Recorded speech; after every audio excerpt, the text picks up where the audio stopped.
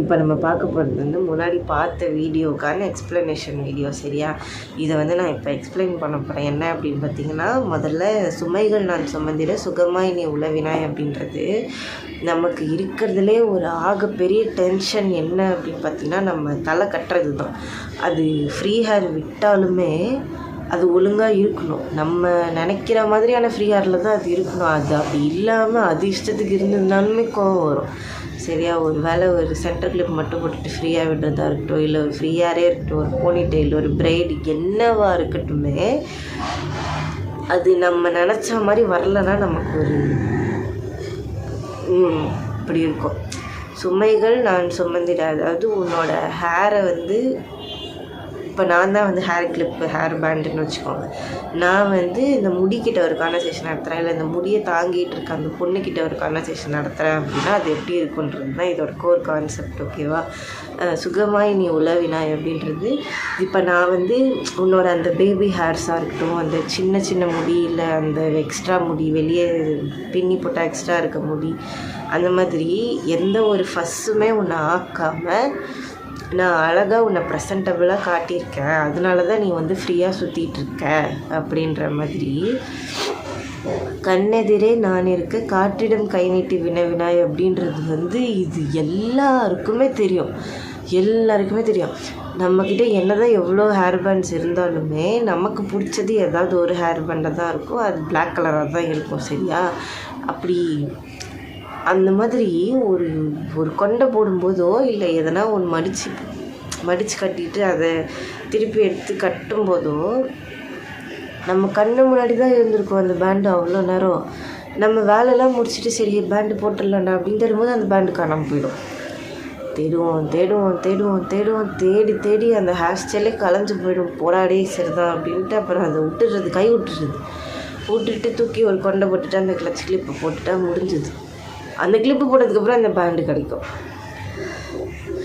கண்ணு முன்னாடி தான் இருக்கும். நமக்கு என்ன பேண்டு வேணுமோ, இல்லை என்ன கிளிப்பு வேணுமோ, எது வேணுமோ அது நம்ம கண்ணு முன்னாடி தான் இருக்கும். ஆனால் நம்ம தேடும்போது அதுக்கு அப்படியே இன்விசிபிள் ஆகிடும் டக்குன்னு. அந்த மாதிரி அடங்காமல் நீ இருக்க உன்னை அடக்கிட நான் பிறப்பெடுக்க. இப்போது எப்படின்னா, இந்த துண்டு முடியெலாம் இங்கே விழும் தெரியுமா? இந்த துண்டு முடி, இங்கே எக்ஸ்ட்ரா இங்கே இந்த போனிடெயில் போடும்போது விழுற முடி, இதெல்லாமே அந்த அடங்காமல் நீ இருக்க உனக்கு அந்த நிறைய அந்த பேபி ஹேர்ஸ் நிறைய இருக்குது. அது வந்து நீ சொல்கிற பேச்சே கேட்காது மேக்ஸிமம். ஆனால் நான் சொன்னால் கேட்கும். இப்போ நான் பீயிங் அ கேர்ள், நான் அது முடி எல்லாத்தையும் எடுத்து ஒன்றா ஒரு மாதிரி கட்டுனா அது கேட்காது. ஆனால் ஒரு கிளிப்பு போட்டு வச்சுட்டா அது கேட்கும். அப்போ வந்து உன்னோட கண்ட்ரோல் யூனிட் யாருன்னா நான் தான். உன்னோட முடியோட கண்ட்ரோல் யூனிட் யாருன்னு கேட்டால் நான் தான். அந்த கிளிப்பு சொல்லுது. அப்படி உனக்கு ஒரு கடிவாளமாய் பல வண்ணத்தில் நான் வடிவெடுப்பேன் அப்படின்றது. இப்போ ஹேர் கிளிப்பு, ஹேர் பேண்டு இதெல்லாம் வந்து ஒரு கலர் தானே இருக்குது, நிறையா இருக்குது. கடிவாளம் அப்படின்றது எதுக்காக சொல்கிறேன் அப்படின்னா, அது போட்டு லாக் பண்ணி வைக்கிறது தானே கடிவாளம்ன்றது. பேசிக்காக அந்த மாடுக்கு, குதிரைக்கு அதெல்லாம் போடுவாங்க கடிவாளம் போடுறது, போட்டு லாக் பண்ணி வைக்கிறது, ஒரு செக்யூர் பண்ணி வைக்கிறது. ஸோ அந்த மாதிரி உனக்கு ஒரு கடிவாளமாக உன்னோட முடி, அதாவது உனக்குன்றது இப்போ இந்த முடிக்குள்ள கான்வர்சேஷன் நடத்திட்டுருக்கு. உனக்கு ஒரு கடிவாளமாக நான் இருப்பேன், உன்னை வச்சு லாக் பண்ணி செக்யூர் பண்ணி நான் இருப்பேன். அது எப்படி ஒரே கலரில் இல்லை, மல்டி கலரில். அப்புறம் வந்து பல வண்ணத்தில் நான் வடிவெடுப்பேன், அழகாய் உன்னை ஆக்கிடுவேன், உன்னை முழுதாக என்னுள் தைக்கிடுவேன் அப்படின்றது வந்து இப்போது டிஸ்கோ ரப்பர் பேண்ட்ஸ்லாம் இருக்குது தெரியுமா? அந்த ரப்பர் பேண்ட்ஸ் வந்து நம்ம போட்டால் அது பெருசாக வெளியவே தெரியாது. ஸோ அந்த ரப்பர் பேண்ட்ஸ்லாம் வச்சு நீங்கள் என்ன மாதிரியான ஹேர் ஸ்டைல் ட்ரை பண்ணாலுமே அது வந்து நல்லாயிருக்கும். ஒரு மாதிரி ஆக்வர்டாக அந்த ரப்பர் பேண்ட் வந்து பெருசாக வெளியே தெரியாது. நீங்கள் மேலே கூட ஏதாவது டக்குன்னு வச்சு மறைச்சிடலாம். இந்த பிளாக் கலர் ரப்பர் பேண்ட்ஸ்க்கே இருக்கக்கூடிய ஒரு என்ன சொல்கிறது, ஒரு பெரிய நல்ல விஷயம்னா அது இதுதான் போல். அதை போட்டுட்டு அதுக்கு மேலே நம்ம ட்ரெஸ் கலருக்கு ஏற்ற மாதிரி மேட்ச் பண்ணி வரது அது ரப்பர் பேண்ட்ஸ் போட்டுக்கலாம். இப்போ உன்னை வந்து என்னால் இப்போ எந்த மாதிரியான ஹேர் ஸ்டைல் வேணால் நீ பண்ணு, நீ என்னை நம்பி உன் மண்டையை கொடு, என்ன மாதிரியான ஹேர் ஸ்டைல் வேணால் நீ பண்ணு, நான் உன்னை அழகாக காட்டுறேன், உன் ட்ரெஸ் கலருக்கு ஏற்ற மாதிரி நானும் நானும் இருக்கேன், என்னை நீ யூஸ் பண்ணிக்கோ அப்படின்னு சொல்கிற மாதிரி இந்த ஹேர் பேண்ட் சொல்லுது. சரியா, உன்னை முழுதாக என்னுள் தேய்க்கிடுவேன்னா உனக்கு எவ்வளோ வேணால் டென்ஸாக இருக்கட்டும் முடி, ஆனால் என்னால் அதை வந்து எல்லாத்தையும் கிராப் பண்ணி உள்ளே வச்சுக்க முடியும், என்னால் அதை கண்ட்ரோலுக்கு கொண்டு வர முடியும் அப்படின்ட்டு. என்னை ஏற்காமல் நீ சென்றாலும் உன் கை சேரும் வழி நான் அறிந்திடுவேன் அப்படின்றது வந்து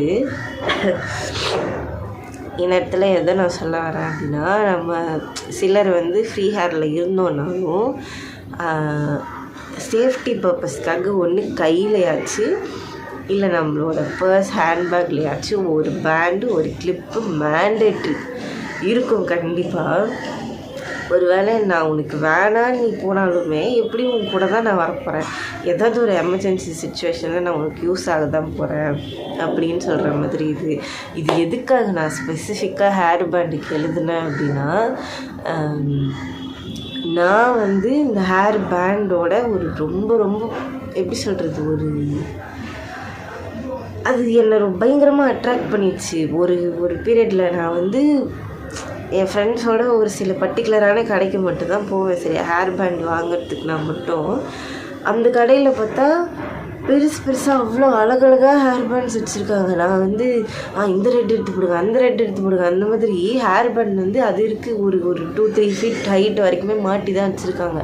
அங்கே வேலை பார்க்குற அந்த தம்பியை கூப்பிட்டு இது எடுங்க, அது எடுங்க, இது போடுங்க, அது போடுங்க அப்படின்னு சொல்லிட்டு என்னோடய அந்த பேஸ்கெட்டில் ஃபுல்லாக ஹேர் பேண்டு. என் ஃப்ரெண்டு என்னை லிட்ரலாக திட்டுறா, எதுக்கு தான் நீ இவ்வளோ ஹேர் பேண்ட் வச்சுருக்க? எனக்கு வந்து பேசிக்காகவே என்னோடய ட்ரெஸ்ஸுக்கு மேட்ச் பண்ணி ஹேர் பேண்ட் போட்டுட்டு போனேன்னா எனக்கு ரொம்ப பிடிக்கும். என்னோடய காலேஜ் டைமில் பார்த்திங்கன்னா நான் ஒன்று அந்த ட்ரெஸ் கலருக்கு ஏற்ற மாதிரியே இருக்க அந்த சிங்கிள் கலர் ஹேர் பேண்ட் அந்த மாதிரி இருந்தேன். இப்போ க்ரீன் கலர் ட்ரெஸ் போனேன்னா க்ரீன் கலர் பேண்ட் அந்த மாதிரி தான் போட்டுட்டு போவேன். ஆனால் அப்படி கிடைக்கலன்னா ஆப்வியஸாக பிளாக்கு தான் போட்டு போக முடியல, வேறு ஏதாவது போட்டு போனால் அது ஒரு மாதிரி நல்லாவே இருக்காது, எனக்கு பிடிக்காது. ஆனால் ஒரு லேட்டரான் வந்து இந்த டிசைனாக ஸ்க்ரன்ச்சீஸ்லாம் வந்ததில்ல, கொஞ்சம் கிளிட்டர் இருக்கா மாதிரி, கொஞ்சம் ஒரு மல்டி கலர் இருக்கா மாதிரி, அந்த மாதிரி வந்ததுலேருந்து அதுவும் அந்த கடையில் வேறு எவ்ரி ஒரு 3 months 4 monthsக்கு வந்து கலெக்ஷன் ரிவைஸ் பண்ணுவாங்க, பார்க்கணும். எனக்கு அதெல்லாம் பார்க்குறதுக்கே அப்படியே ஆசையாக இருந்தது. ஒரு வாட்டி போயிட்டு வரும்போது 20 வாங்கிட்டு வந்து நான் என்ன பண்ணி வச்சுருந்தேன்னா, நமக்கு அந்த ட்ரா இருக்கும்ல நம்மளோட ட்ரெஸ்ஸிங் டேபிளோ இல்லை கபோர்டில் இப்படி கண்டிப்பாக இந்த மாதிரி இருக்க ஒரு ட்ரா இருக்கும். அந்த ட்ராவில் அப்படியே அமுத்தி அவ்வளோ ரப்பர் பேண்ட். இப்போ நான் வந்து அந்த ட்ராவை இப்படி இழுத்தேன்னா இந்த ஒரு சர்ப்ரைஸ் கிஃப்ட் ஒன்று வரும்ல, பாக்ஸை இப்படி ஓப்பன் பண்ணால் அப்படியே பட்டர்ஃப்ளை மாதிரி ஏதோ கிராஃப்ட் பண்ணி வச்சுருப்பாங்க, அது அப்படியே பறந்தடிச்சிட்டு வெளியே வரும். அந்த மாதிரி என்னோடய ரப்பர் பேண்டெல்லாம் பிச்சுக்கிட்டு வெளியே வரும். அவ்வளோ ரப்பர் பேண்ட் இருக்குது என்கிட்ட. இதை வந்து எனக்கு எவ்வளோ ஆசைப்படுற ஒரு ரப்பர் பேண்ட் மேலே அப்படின்றத நான் வந்து லேட்டராக தான் ரியலைஸ் பண்ணினேன். இப்போ எல்லாருக்கும் ட்ரெஸ் பிடிக்கும், நெயில் பாலிஷ் பிடிக்கும், இல்லை ஷூஸ் பிடிக்கும், ஹீல்ஸ் பிடிக்கும், பேக் அந்த மாதிரி வேறு நிறைய விஷயங்கள் பிடிக்கும். இல்லை எனக்கு வந்து ரப்பர் பேண்ட்ஸ் தான் பிடிக்கும், ஸ்க்ரன்ச்சீஸ் தான் பிடிக்கும். ஸ்க்ரன்ச்சீஸ் அப்புறமா எஸ்பெஷலி அந்த கொண்டை ஊசினா நீங்கள் எல்லாருக்கும் எப்படி தெரியுமா என்னன்னு எனக்கு தெரியல, நான் அதுதான் நிறைய யூஸ் பண்ணுவேன். கொண்டை ஊசி என்கிட்ட வேறு என்ன சொல்கிறது, ஒரு எப்படி சொல்கிறது, அது ரொம்ப அழகாக இருக்கும். என்கிட்ட இருக்க எல்லா கொண்டை ஊசியுமே எனக்கு ரொம்ப பிடிக்கும். சரியா, அந்த மாதிரி நம்ம ஹேர் ஆக்சசரிஸ் மேலே எந்த மாதிரியாக ஒரு ரொம்ப பிடிப்போடு இருக்கும். ஸோ அப்போ அதுக்கு கண்டிப்பாக ஒன்று எழுதணும் அப்படின்றதுக்காக எழுதுனது தான் இது. அண்டு எனக்கு எவ்வளோ பிடிக்கும் அந்த ஹேர் பேண்ட்ஸ் எல்லாம் அப்படின்னு சொல்கிறதுக்காகவும் எடுத்தது இது. ஒரு வேளை உங்களுக்கு அந்த மாதிரி ஏதாவது ஹேர் ஆக்சசரிஸோ இல்லை ஹேர் பேண்டோ கிளிப்போ கொண்டை ஊசினா என்னன்னு உங்களுக்கு தெரியுமா தெரில, மேபி தெரிஞ்சிருக்கலாம். பன் ஸ்டிக்குன்னு சொல்லி இருக்கும், அதை கொண்டை ஊசி எல்லா கடைகள்லேயுமே இருக்கும். இந்த தலைக்கு கிளிப்பு வச்சுருக்க எல்லா கடைகள்லேயுமே இருக்கும், பார்த்துருந்துருப்பீங்க மோஸ்ட்டாக. எனக்கு அந்த மாதிரி இருக்கிறது ரொம்ப பிடிக்கும். சரியா, அதனால ஹேர் பேண்டுக்கு ஹேர் ஆக்சசரிஸ்க்காக எழுதுனது ஒரு விஷயம் இது. அண்ட் உங்களுக்கு இதை பற்றின ஏதாவது கருத்துக்கள் இருந்தால் அதை மறக்காமல் கமெண்ட்ஸில் சொல்லிட்டு போங்க. அண்ட் உங்களுக்கு ஹேர் ஆக்சசரிஸ் எந்த அளவுக்கு பிடிக்கும் அப்படின்றதே கமெண்ட்ஸில் சொல்லிட்டு போங்க. அண்ட் உங்களுக்கு ஏதாவது கஸ்டமைஸ் காரியங்கள் தேவைப்படுது அப்படின்னா நம்மளோட இன்ஸ்டாகிராம் அக்கௌண்ட்டுக்கு டிஎம் பண்ணுங்கள், நான் அதுக்கேற்ற மாதிரி எழுதி தரேன். ஆர் கமெண்ட்ஸில் கூட கேளுங்க, ஒன்றும் பிரச்சனை இல்லை. அண்ட் மறக்காமல் சப்ஸ்கிரைப் பண்ணிவிடுங்க. அவ்வளோதான், அடுத்த வீடியோவில் பார்க்கலாம்.